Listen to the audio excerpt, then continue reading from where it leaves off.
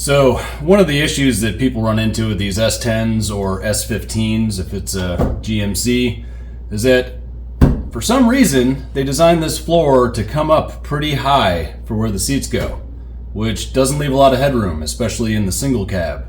So I was like, I'm just going to cut some of the floor out. I'll make a new pan for it and set my seat height as low as I want, which is probably like 3 inches lower than it is.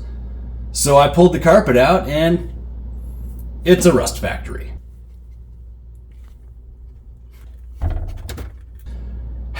You'd think a Florida truck wouldn't be all rusty. I don't even want to know what happened in here. But anyway, I'm gonna grind all this down and then I'll start doing my floor mods, and then after that I guess I'll paint it. I mean, this thing has such a beautiful color scheme already. Might as well add another color, right? Right, well I'm gonna do that. I'll see you in a little bit.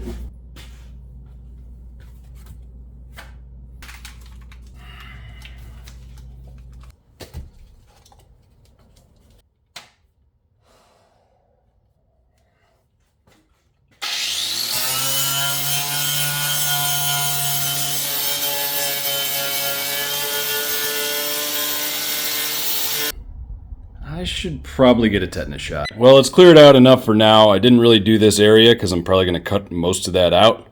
But before I go hacking into this thing, I'm going to put it up on the lift, take a look under here, and make sure I'm not going to cut into anything, like a fuel line or a transmission. All right, well, not a lot in the way. We got my shift cable here.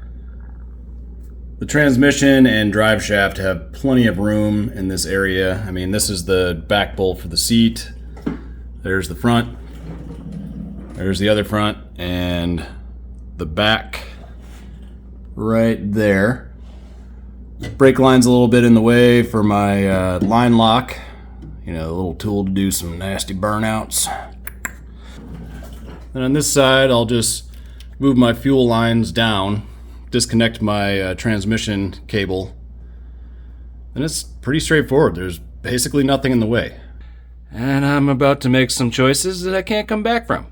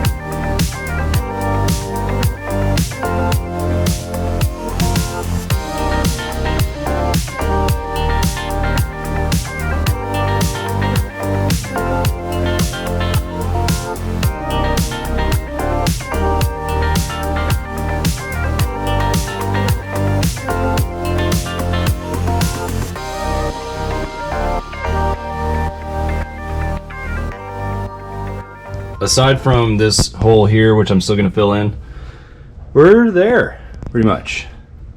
Aside from lots of welding.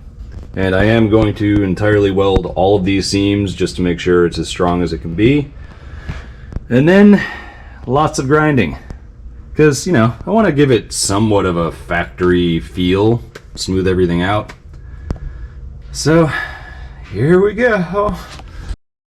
So to put it in perspective a little bit, this is where the old floor pan was, and this is where it is now. So you can see we got a few more inches of clearance. And we all know a few inches makes a big difference. Huh? So one of the last things I gotta do here is change these mounts on the slider for the seat. So these were set up obviously for the original floor pan. This side's taller than that side. So I'm gonna just make new brackets, cut these guys off, and I'm gonna put two in the front that are probably a little taller than the back, to give it a little bit of a lean.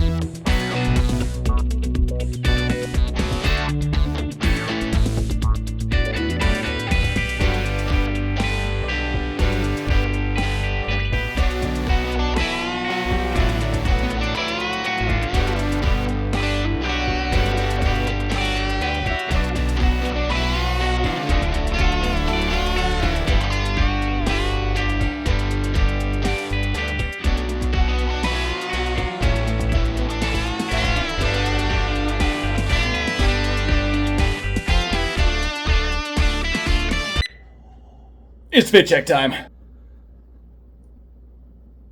It's fit check time. Yeah, that fits perfectly. Now I kind of wish I had painted it before I fit. I'm gonna take this back apart again, paint it. Well, also I gotta put some holes in the floor so I can bolt it through, but yeah, I'll just take care of that. Wow, this actually turned out pretty nice. So I put some bolts up through the bottom and I welded them to the bottom of the floor, so now I basically have studs, which is going to make it a lot easier to install the seat. That's so much better. I felt so cramped before and I just couldn't do anything to feel comfortable. Now it feels pretty nice. Wait, hold on a minute. What? Does it still do a burnout? Yeah, he's actually got a point there, bud. Yeah, I guess that is a valid question. Let's find out.